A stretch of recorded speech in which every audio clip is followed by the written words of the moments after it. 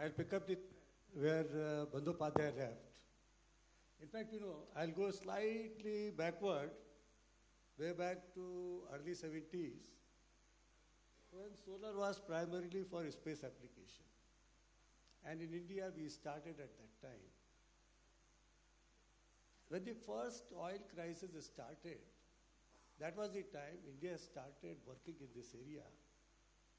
And I was fortunate enough to start working in this at that time itself. And today, I am leading ONGC Energy Center, which is set up by the oil company. That shows how the convergence of hydrocarbons with renewables have started taking place in India. And I must say that all leading hydrocarbon companies in the country, they are deeply engaged in renewables at this moment of time. Now the topic of today's panel discussion is new perspective. So I would not like to focus on the current issues that we have been discussing over the last few days. When we talk of new perspective, what are we looking for? Today, for the country, there is a target of 175 gigawatt. Once this is over, what next? Maybe the next target is 300 or 350 gigawatt. The point is, share of the renewables is expected to go on. We have been talking about reduction in the sale price. But more important is that if renewable have to be integrated in the mainstream, it must make economic sense. And when we talk of economic sense, that means parity. In fact, we started the word grid parity when the National Solar Mission was launched. This grid parity is artificial. When we talk of parity, that means whatever treatment is being given to the conventional power, same should be available to renewables. The preferential treatment should go away. That's what it should be in future. Then only renewables become a sustainable source. As long as there is some preferential treatment, the moment that policy is withdrawn, the setback will start coming in. We have seen it in past. And among various policy measures, the one policy which has recently come, that has helped as a first beginning step, that is GST. Some amount of transparency and openness in the sector has started coming in. Now, where will renewable go and how will it go? So ultimately, we have to look for sustainability. We talk about environmental benefits. I remember right in the beginning, Mr. Razdan talked about renewables also in that context. We talked about storage. So when storage becomes sizable, disposal will come as an important issue. Solar modules, after they complete 20 years, 25 years, disposal will become an issue. So it's not that everything is green. We have to be careful about these aspects right at this stage so that by the time it becomes reality, we are fully prepared. Everybody has been talking about need of storage because solar power is not dispatchable. Now, what are the options we have? One is battery-based storage. Everybody is talking about lead-acid batteries or lithium-ion batteries. The moment we talk of these materials, we have to see what is the availability, how long we can go. So we have to look for other options where material availability is not an issue. And focus of the technology and research should be to make those alternatives commercially attractive. So, for example, aluminum air batteries. That is one of the options. That has already started emerging at the pilot scale. So, you are not going for a material like lithium, where availability is going to be a big challenge. Then, why are we looking only at PV as a technology options in solar? We should also look at solar thermal. Today it appears to be expensive. But look at the other aspect. Sir, you have been seeing that in last couple of years, the PLF of our coal-fired plants is gradually coming down. It's already less than 60%, and this year it is expected to be close to 50% or so. And if share of renewables is increasing, this is expected to further go down. Why not we start thinking in terms of a meaningful integration of solar thermal with coal-fired thermal plant, so the same boiler can be used, coupled with thermal storage. And this is one area where, in India, we have been able to do significant work.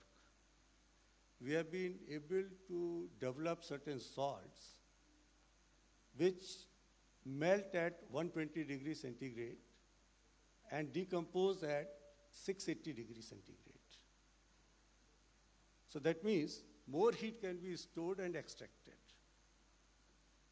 The cycle life is also significantly higher in comparison to electrochemical storage batteries. This can fit into the existing ecosystem.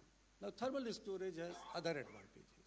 It can be used at other places also where heat requirement is there. And it can also be used for production of hydrogen. There is a method called thermochemical splitting of water, where if you have heat at about 550 degrees centigrade or so, that can be obtained from solar or nuclear power plant. It can produce hydrogen at a very competitive rate. And just to give you an idea, a 600 megawatt thermal plant can produce about 7 tons hydrogen per day. So if we are thinking in terms of a paradigm shift in the transport sector, where EVs will come, whether it is battery-based or fuel cell-based, we will require new type of storage and hydrogen. And that's why these modern techniques, which are in the development stage, they will come. And I'm happy to share that specifically these two technologies, my center has been involved in the development, and we have successfully developed, and we hold international patents for that. Now, coming to the other thing, again going back to the first thing, that share of renewable is increasing. The major issues which our utilities will face is load management. So now we have to think in terms of smart load management. We have been talking about tariff being based on the time of the day. We can also think in terms of tariff and the loads to be dependent on the energy source which is available. For example,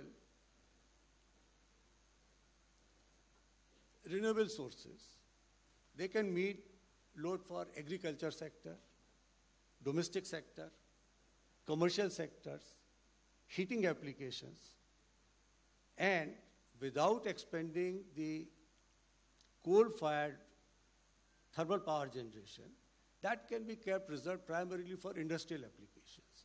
So if that kind of management can come, various problems relating to scheduling of power, low plant factors, all these can be addressed to a large extent. And as long as a user is ensured about the availability, he's least bothered that where from that electricity is coming. For example, in agriculture sector, if a farmer knows 9 to 5 he is going to get water for irrigation, he is least bothered whether it is coming through a solar pump or through a electric-driven pump or a diesel-driven pump. So if this kind of smart load management can be considered, what we are thinking in smart cities, it will help us long way in future where the share of the renewables will go up considerably. Now, if this kind of ecosystem has to come, other than technology, for sustainability, what is required is manufacturing.